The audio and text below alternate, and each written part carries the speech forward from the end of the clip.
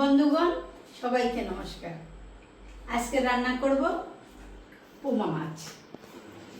আমাদের নদীর পোমা মাছ, যা আসল পোমা মাছ। পোমা মাছ দিয়ে আর সঙ্গে হবে তরকারি, কি শাপলা, নিরোগ, এর কোনো রোগ নাই, সব কিছুতেই খাইতে পারে, সবাই খাইতে পারে।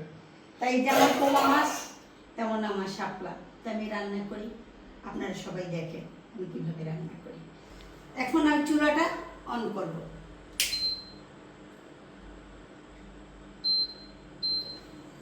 আমি ফ্রাই প্যানটা চুলার উপর দেবো।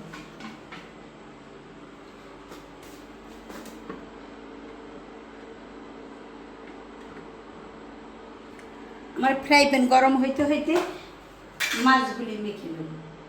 মাছ মাখার জন্য প্রথম দিয়ে দেব আমি লবণ, দেব হলুদের গুঁড়ো,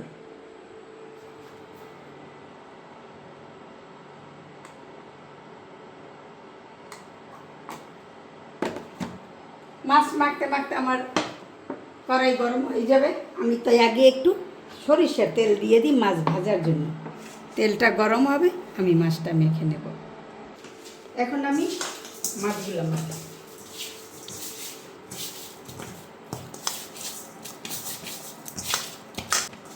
তেল গরম হয়ে গেছে, এখন আমি মাছগুলি দিয়ে দেব।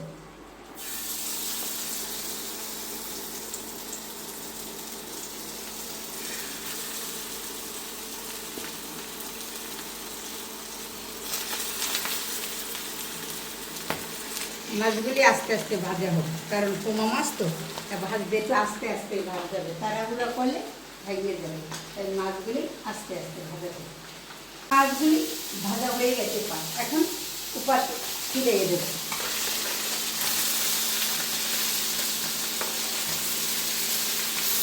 কি সুন্দর ভাজা হয়েছে, সব জায়গায় সমান ভাজা ভাজা হয়ে যাবে।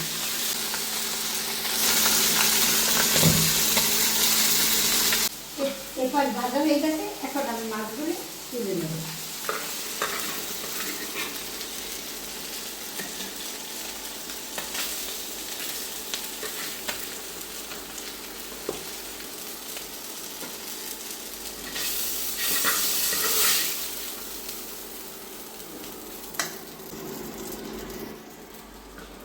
এখন শাপলা রান্না করার জন্য, মাছ শাপলা রান্না করার জন্য আমি দিয়ে দেবো ফ্রাই প্যানে জল।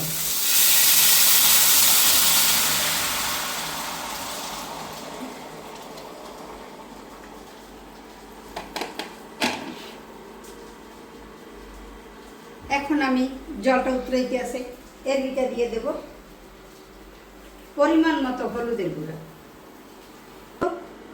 পরিমাণ মতো মরিচের গুঁড়া, দেব স্বাদ মতো লবণ, সঙ্গে দিয়ে দেব 3টে কাঁচামরিচ।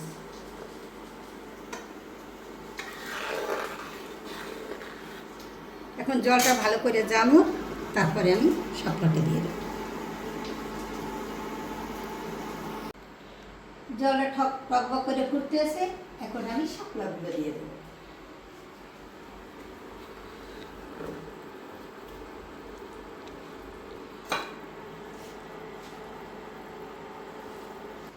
এখন শাপলাটা একটু একটা সরিয়ে একটু ঢেকে দেব। এখন আমি সরাটা তুলে নেব, নিয়ে জিরে বাটাটা আগেই আমি দিয়ে দেবো, জিরে এবং ধনিয়া বাটা, কারণ মাছ দিলে বেশি নাড়াচাড়া করা যাবে না। তাই আগে আমি জিরে বাটা এবং ধনিয়া বাটা আমি দিয়ে দিলাম। এখন এক এক করে আমি মাছগুলি দিয়ে দেবো।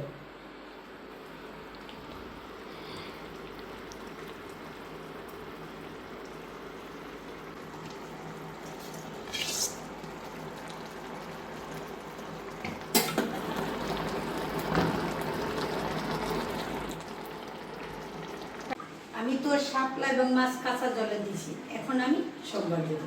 মাছটা আমি নামাই দেবো।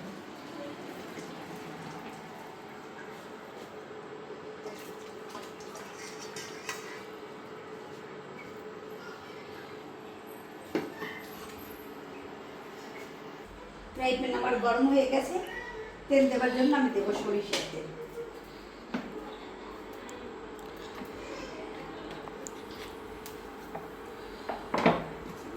দিয়ে দেবো 2টা শুকনো মরিচ, দেবো কালো জিরা,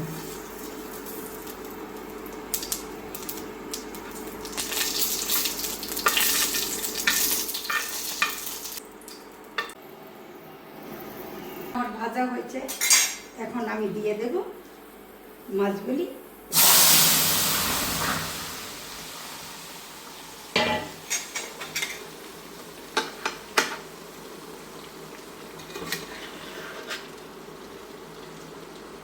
পোমা মাছ খুব নরম মাছ, শাপলাও খুব নরম, তাই আমাকে একটু সাবধানে, আমাকে না, যদি আপনারাও রান্না করেন তবে এইভাবে সাবধানে রান্না করতে হবে, তাড়াহুড়া করলে মাছগুলি ভেঙে যাবে। মাছ যদি ভেঙে যায়, যাই হোক না কেন খাবো ভাঙিয়ে, কিন্তু ওইভাবে স্বাদ লাগে না। দেখেন আমার মাছগুলি একেবারে আস্তে আস্তে, এখন একটু কিছু সময় দেওয়া হবে।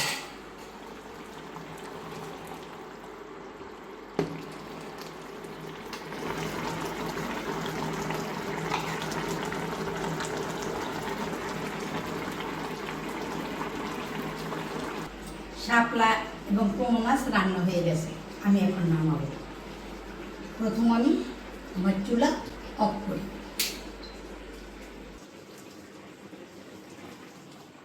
দেখেন আমার মাছটা রান্না কেমন হয়েছে।